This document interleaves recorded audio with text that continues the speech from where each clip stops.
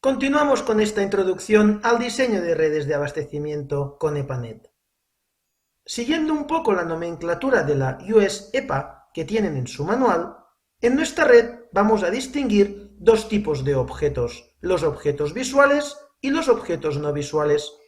Dentro de los objetos visuales vamos a poder tener elementos nodo como junctions, que son no nudos de unión, reservoirs, que son las fuentes de suministro de agua del sistema, o tanks, que son almacenajes intermedios.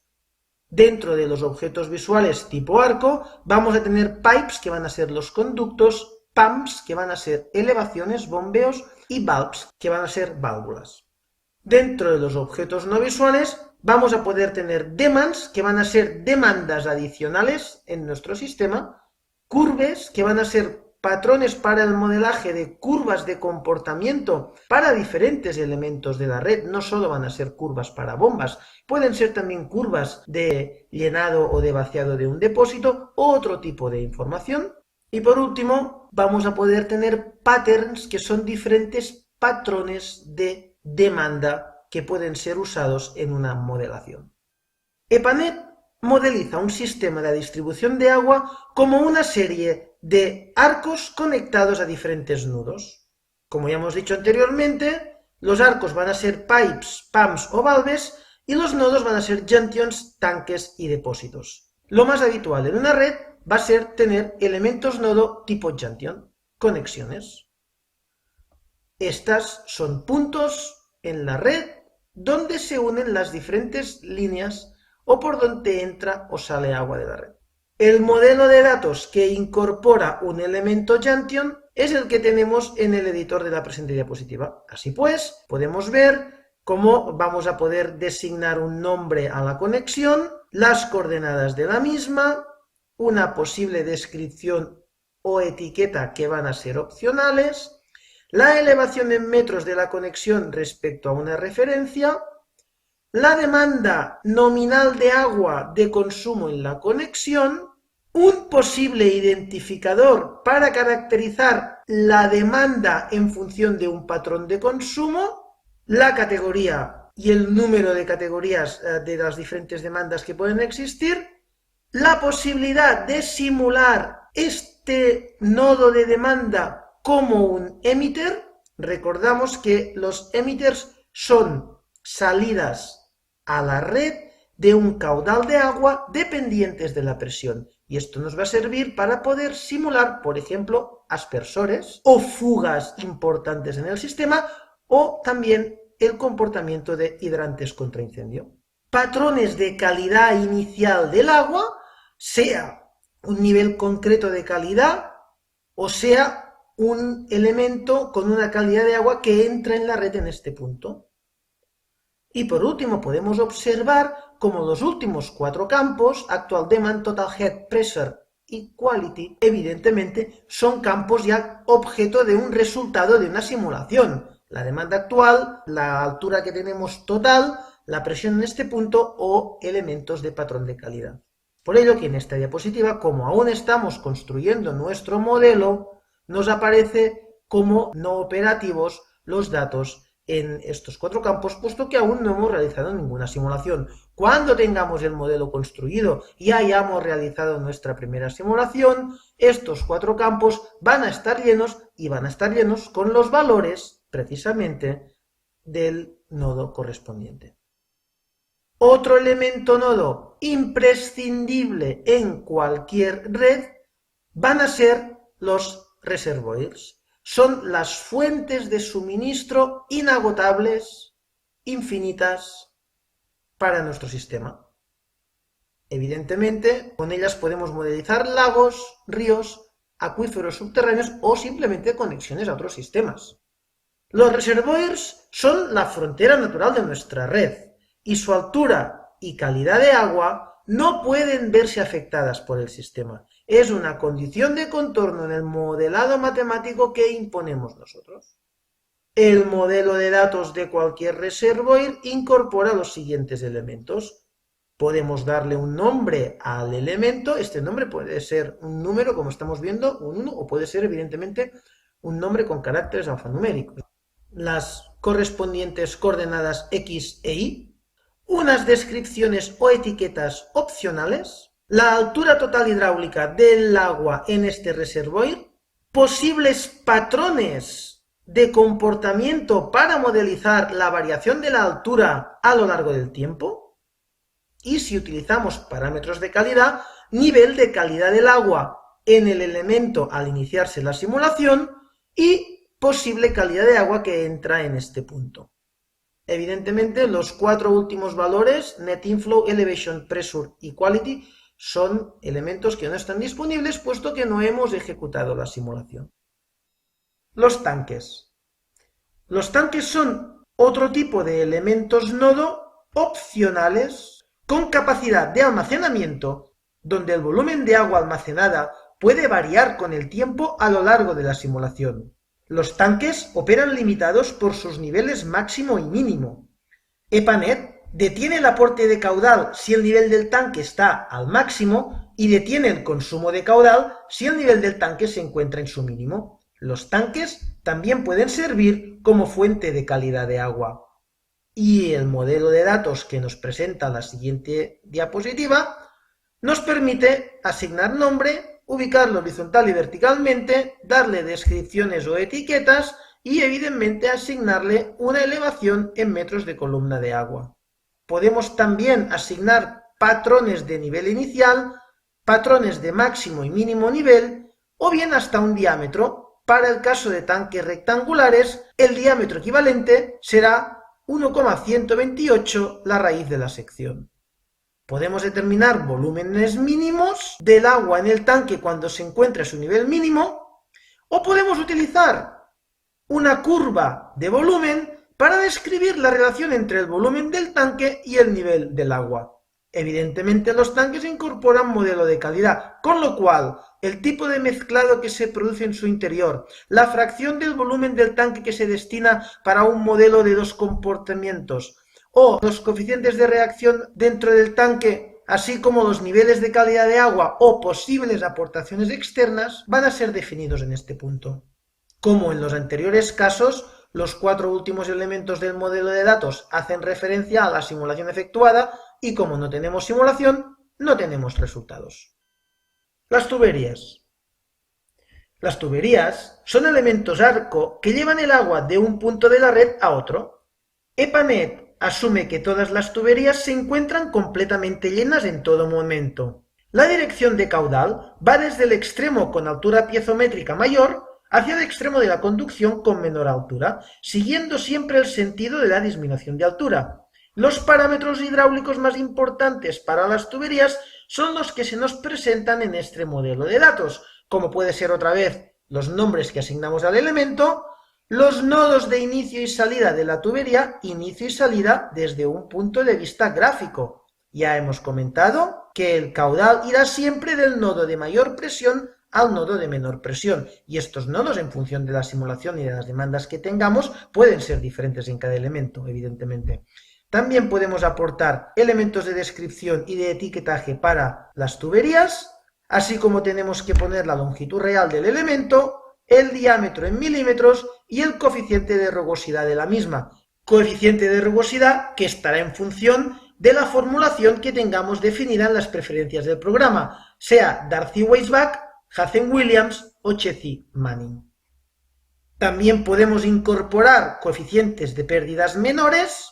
Podemos usar el elemento del initial status para determinar cuándo una tubería se encuentre abierta o cerrada al iniciar la simulación. Y evidentemente parámetros del modelo de calidad, como van a ser los coeficientes de reacción en el seno de la tubería y en la pared de la tubería. Los parámetros que obtendremos en el resultado de nuestro análisis matemático son los parámetros que se observan en los 7 campos finales, que evidentemente están desactivados, puesto que aún no hemos realizado nuestra simulación. Antes de continuar, me gustaría hacer una muy pequeña referencia precisamente a los diferentes métodos de cálculo que podemos usar. En primer lugar, el método de Hazen-Williams es el más utilizado en el ámbito anglosajón. No se puede usar con ningún otro líquido que no sea agua. y fue desarrollado originalmente para régimen turbulento. El método de Darcy-Weisbach es el más exacto teóricamente. Se puede aplicar a cualquier líquido en cualquier régimen que se encuentre. Por último, el método de Chetty-Manning es el más utilizado, pero para conductos funcionando a lámina libre. Para conductos a presión no se utiliza tan a menudo. Y para terminar, una referencia a las pérdidas menores. La importancia de incluir estas pérdidas depende de la distribución en planta de la red y del grado de exactitud requerido. Pueden contabilizarse asignando a la tubería un coeficiente de pérdidas menores, como hemos visto anteriormente. Este coeficiente multiplica el término de la energía cinética en la tubería, es decir, nos multiplicará a la velocidad al cuadrado dividido por 2 veces la gravedad. Otro elemento arco van a ser las bombas. Son elementos que aportan energía al fluido incrementando su altura piezométrica. Las características más importantes para una bomba son su entrada y salida y su curva característica, que no es más que la relación entre la altura y el caudal de la bomba. Los parámetros de salida más importantes van a ser el caudal de agua y la carga. El caudal fluye unidireccionalmente dentro de la bomba y EPANET no permite que una bomba trabaje fuera de rango que determina su curva característica. También se puede considerar la variación de velocidad de las bombas, la cual puede fijarse y modificarse bajo las condiciones descritas anteriormente. Por definición, la bomba característica que aporta el programa tiene un corrector de velocidad de 1. Si se dobla la velocidad de la bomba, entonces el corrector relative setting será de 2. Si la velocidad es igual a la mitad, el corrector tendrá el valor de 0,5. Cambiando la velocidad, se modifica la posición y la curvatura de la curva característica. Al igual que las tuberías, las bombas pueden activarse en el arranque o desactivarse en el instante cero.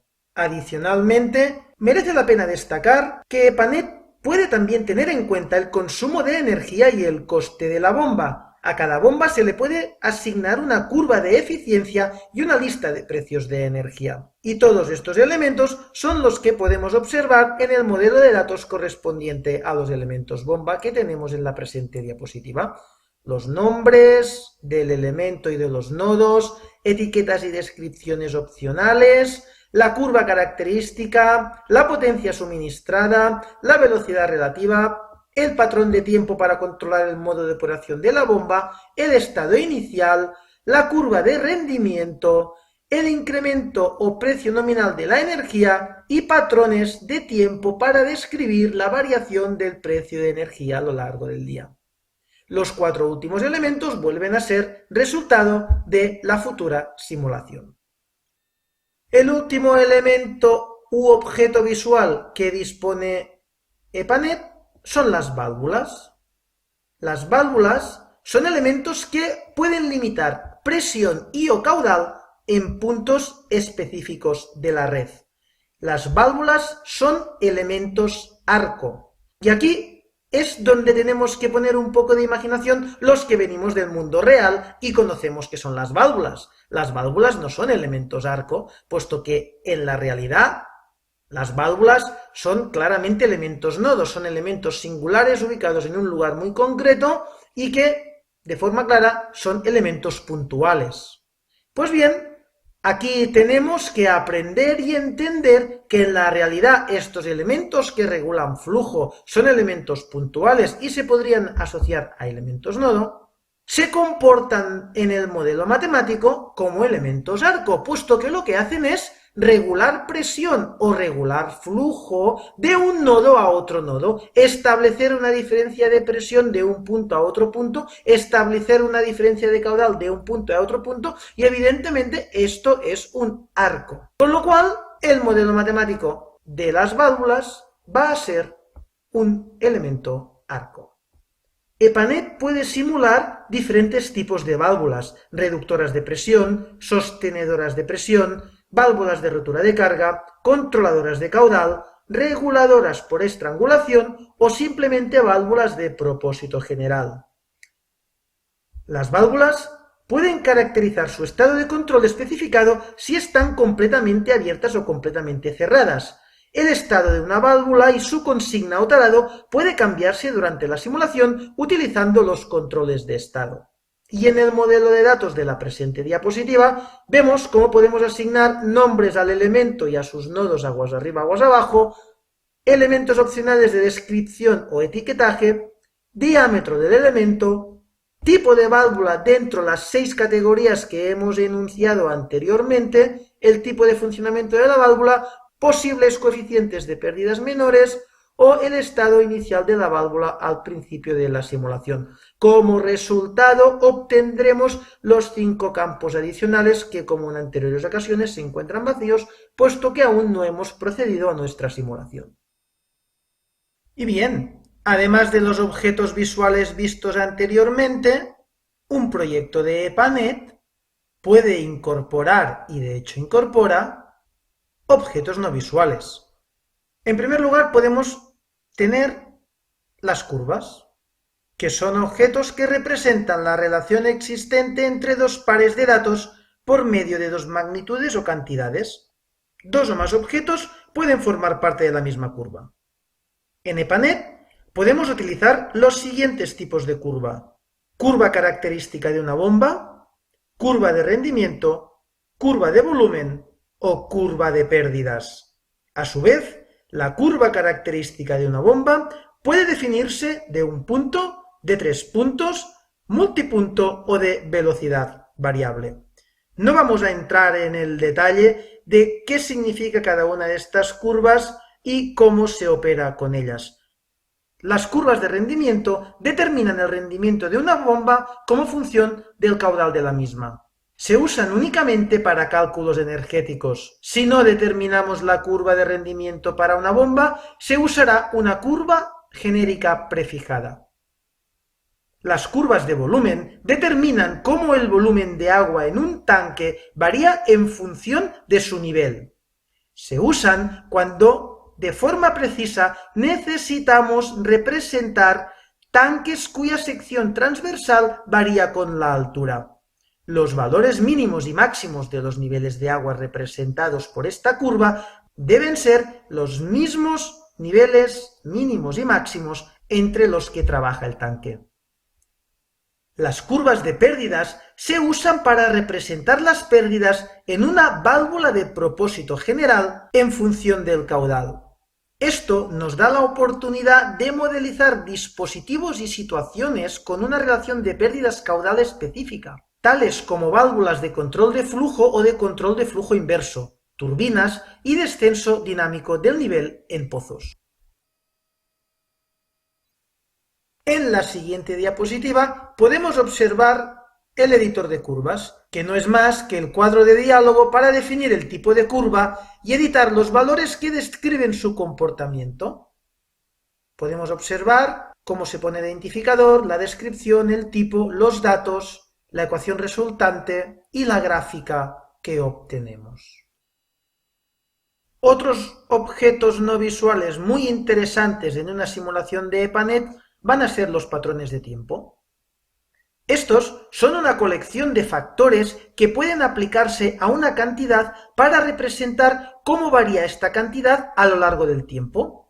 Demandas en los nodos, alturas en los depósitos, programas de bombas y fuentes de calidad de agua pueden tener patrones de tiempo asociados. El intervalo de tiempo en todos los patrones es un valor fijo determinado con las opciones del tiempo de proyecto. Dentro de este intervalo, la cantidad asociada permanece constante, igual al producto de su valor nominal y el factor en ese periodo de tiempo.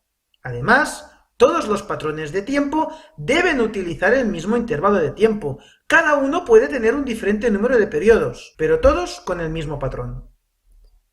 Cuando el reloj de la simulación exceda el número de periodos en el patrón se reiniciará de nuevo al primer periodo. Podemos observar un ejemplo de un nodo conexión con una demanda media de 20 litros, suponiendo un intervalo de 4 horas. Y a lo largo de la simulación, la demanda real en el nodo sería de lo que podemos observar. En esta diapositiva podemos observar una captura de pantalla del editor de patrones de tiempo, que no es más que el cuadro de diálogo para definir los valores del factor para cada intervalo de tiempo del patrón. Podemos observar cómo hay que dar el identificador, la descripción, el factor, el intervalo de tiempo y finalmente este editor de patrones de tiempo nos va a mostrar de forma gráfica cuáles son estos mismos. Y para finalizar esta unidad didáctica donde hemos hecho un repaso a todos los objetos visuales y no visuales que puede incorporar un proyecto de EPANET, vamos a hablar de los controles de nuestra red. Los controles son consignas que determinan cómo la red trabaja a lo largo del tiempo. En ellos se especifica el comportamiento de las líneas seleccionadas como una función del tiempo, niveles de agua del tanque y presiones en los puntos determinados del sistema. Existen dos categorías de controles que pueden utilizarse, los controles simples y los controles programados. Los controles simples se basan en niveles de agua, presiones, tiempos de simulación u horas del día. No tienen límite y en el caso de representar niveles de agua, se representan como niveles, no como alturas. Cuidado con el uso de dos o más controles de presión para un único elemento, puesto que esto puede provocar que el sistema se vuelva inestable si las características de presión están muy cerca unas de otras. En este caso, lo mejor es utilizar un par de controles programados para evitar la aparición de inestabilidades. Por otro lado, los controles programados permiten determinar el estado de un elemento y su caracterización por medio de una combinación de condiciones que podrían existir en el sistema después de que el estado inicial hidráulico esté programado. En los controles programados podemos incorporar las reglas básicas de programación, como son condicionales y resultados de estas condiciones. Son, evidentemente, un nivel más dentro de una programación de control en nuestra red. Tanto para los controles simples como para los controles programados, se puede especificar comportamiento de arcos y nodos.